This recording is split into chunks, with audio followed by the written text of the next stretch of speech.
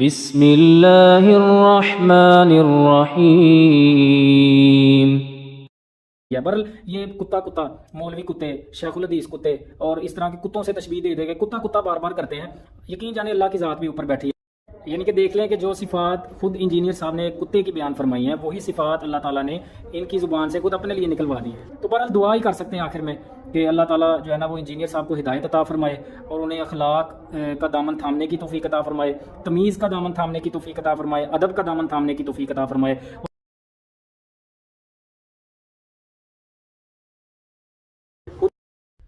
السلام علیکم ورحمۃ اللہ وبرکاتہ۔ محترم عزیز بھائیو، قرآن مجید میں اللہ رب العزت نے اسلام کے ماننے والوں کو، مسلمانوں کو یہ حکم دیا ہے وَقُولُوا لِلنَّاسِ حُسْنًا کہ لوگوں سے اچھے انداز سے، احسن انداز سے گفتگو کرو، بات کرو، حتیٰ کہ اگر مناظرہ بھی کرنا پڑے، بحث بھی کرنی پڑے، اختلاف بھی کرنا پڑے تو اس کے متعلق بھی اللہ رب العزت نے یہی فرمایا ہے ادعو الی سبیل ربک بالحکمۃ والموعظۃ الحسنہ وجادلہم باللتی ہی احسن، کہ اللہ کے راستے کی طرف لوگوں کو بلاؤ حکمت کے ساتھ اور اچھی نصیحت کے ساتھ، اور ان سے اگر مناظرہ، مباحثہ، اختلاف بھی کرنا ہے تو احسن انداز سے کرو، اچھے انداز سے کرو، وجادلہم باللتی ہی احسن، احسن انداز سے، اچھے انداز سے جو ہے وہ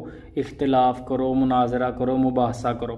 یہ ذرا انجینئر محمد علی مرزا صاحب کے کچھ کلپس میں نے ہائی لائٹ کیے ہیں، وہ ذرا آپ پہلے سماعت فرمائیں، اس کے بعد پھر آگے بات کرتے ہیں۔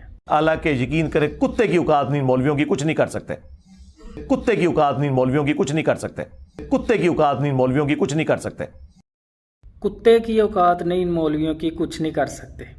یہ ذرا یہ بھی سنیں، ایک اور کلپ سنیں۔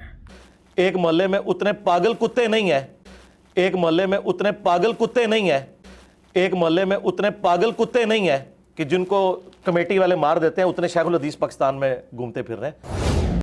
ایک محلے میں اتنے پاگل کتے نہیں ہیں کہ جن کو کمیٹی والے مار دیتے ہیں، اتنے شیخ الحدیث پاکستان میں گھومتے پھر رہے ہیں۔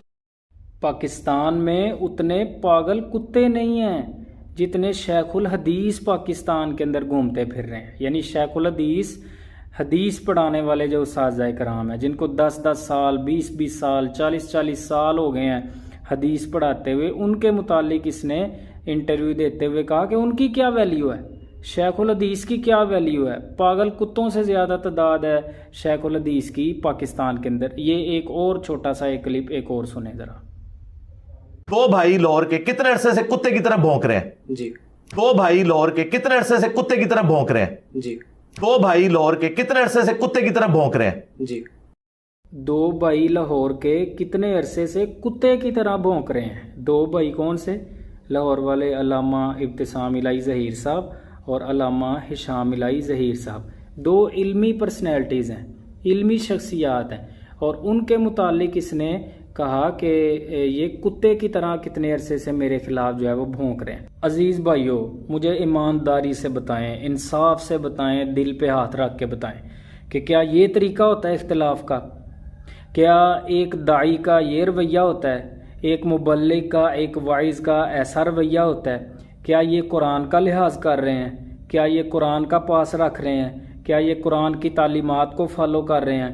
اس طریقے سے اللہ تو کہہ رہا ہے وَجَادِلْهُمْ بِالَّتِي هِيَ أَحْسَنُ، کہ اگر مناظرہ بھی کرنا ہے، مباحثہ بھی کرنا ہے، اختلاف بھی رکھنا ہے تو اس کا بھی انداز اچھا اپناؤ۔ بہرحال یقین جانے کہ میں دل سے ان کی بڑی قدر کرتا تھا، محبت کرتا تھا۔ جب یہ نئے جو ہے نا وہ سوشل میڈیا پر ابھرنا شروع ہوئے تھے، دل سے میرے نزدیک ان کی قدر تھی، اور میں 2018 کے اندر ان سے باقاعدہ ملنے بھی گیا تھا جیلم کے اندر۔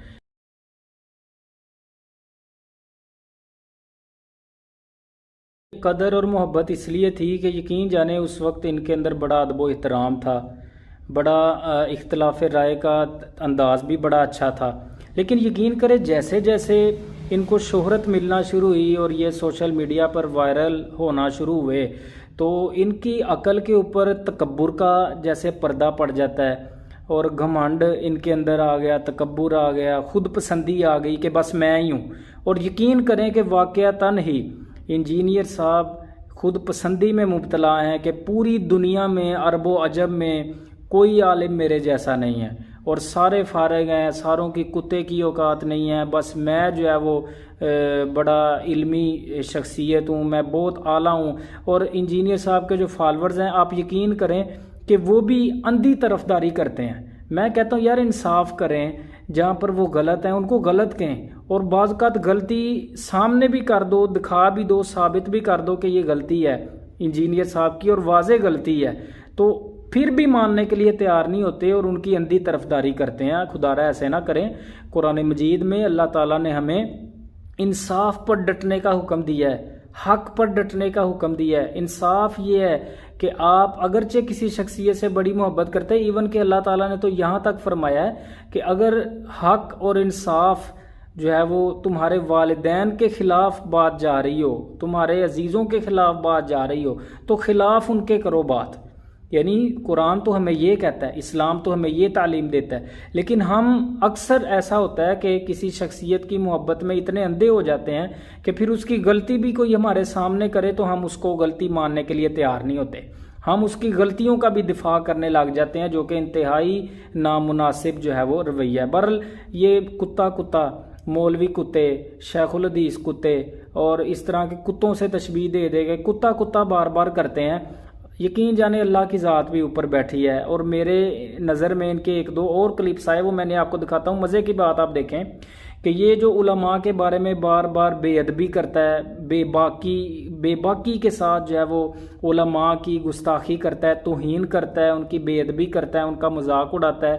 انجینئر صاحب بھی اور ان کے فالورز بھی، یعنی وہ علماء کی بے ادبی کرتے ہی آپ کو نظر آئیں گے، علماء کی گستاخی کرتے ہی. ٹھیک ہے، علمی رائے، علمی اختلاف رکھنے کا ایک طریقہ ہوتا ہے جو کہ میں پہلے ذکر کر چکا ہوں، لیکن آپ دیکھیں گے کہ انجینئر صاحب جب بھی انٹرویو دیتے ہیں اور ان کے فالورز بھی، یہ ہر وقت آپ کو علماء کی بے ادبی گستاخی کرتے نظر آئیں گے، علماء کی جو ہے وہ توہین کرتے آپ کو نظر آئیں گے. تو بہرحال یہ جو انجینئر صاحب دوسرے علماء کو، یہ جو کتے کی اوقات نہیں ان کی، یہ شیخ الحدیث جو ہے وہ کتے ہیں، لاہور کے دو علماء جو ہے وہ کتنے عرصے سے کتے کی طرح بھونک رہے ہیں. یہ کتا کرنے والا جو ہے نا، وہ آپ دیکھیں کہ خود اللہ تعالیٰ نے اس کی زبان سے ایسے جملے نکلوائے، اس کی زبان سے اللہ تعالیٰ نے ایسی باتیں نکلوائیں کہ وہ جو کتے والی بات تھی نا، وہ اس نے اپنے اوپر ہی جو ہے وہ ثابت کر لی. یہ ذرا آپ دیکھیں کلپ سنیں ذرا. میں تہاڈی لت پکڑ کے کھچ لینا، تہانوں چک وڑ لینا. میں تہاڈی لت پکڑ کے کھچ لینا، تہانوں چک وڑ لینا. میں چک بڑا پیڑا مارنا میرا مسئلہ ہے. میں چک بڑا پیڑا مارنا میرا مسئلہ ہے. میں چک بڑا پیڑا مارنا میرا مسئلہ ہے. میں جاؤں یہ فرق ہے سرکار، غلط جگہ ہاتھ پایا جائے. میں چک وڑ. یہ دیکھ لیں کہ اللہ تعالیٰ نے اسی کی زبان سے کیسے جملے اس کے اپنے متعلق ہی نکلوائے ہیں. کہتے ہیں کہ میں لتوں پھڑ کے کھچ لواں گا، میں چک وڑ لواں گا. پھر کہتے ہیں کہ میں چک بڑا پیڑا وڑنا میرے چ مسئلہ ہے. پھر کہتے ہیں تسی غلط جگہ ہاتھ پا لیا، میں تو چک وڑ لواں گا. یعنی تینوں علیحدہ یہ مقامات ہے جو ایک ہی کلپ بنا کے میں نے یہاں پر اٹیچ کیا ہے. ان تینوں مقامات پر انہوں نے اپنے متعلق فرمایا کہ میں چک بڑا پیڑا وڑنا ہوں.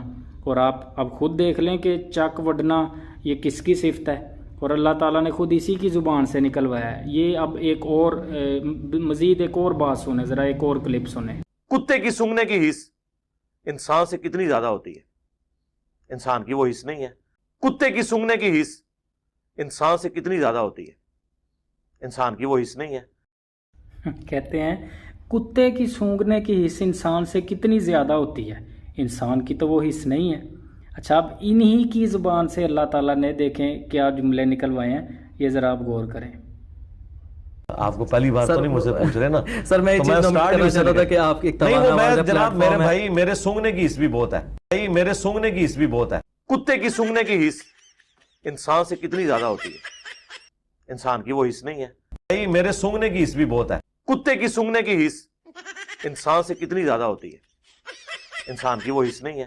بھائی میرے سونگنے کی حس بھی بہت ہے. آپ جن کے سوالات لے کے آئے نا، یہ آپ کے دماغ میں بھی ہیں، یہ شیطان نے بعد میں بھی ڈالنے، میں اس کا بھی جواب پہلے دوں گا. آپ اشارتاً بات کرتے ہیں اور میں سونگ کے میں نے اس کو کلک کر لیا. کتے کی سونگنے کی حس انسان سے کتنی زیادہ ہوتی ہے؟ انسان کی وہ حس نہیں ہے. آپ اشارتاً بات کرتے ہیں اور میں سونگ کے میں نے اس کو کلک کر لیا.